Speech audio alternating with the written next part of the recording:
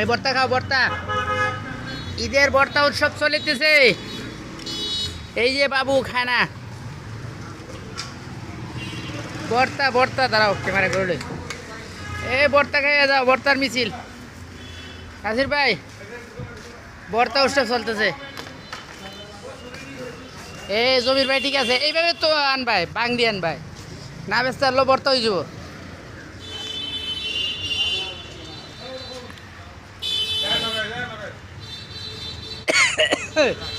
বাজে কত?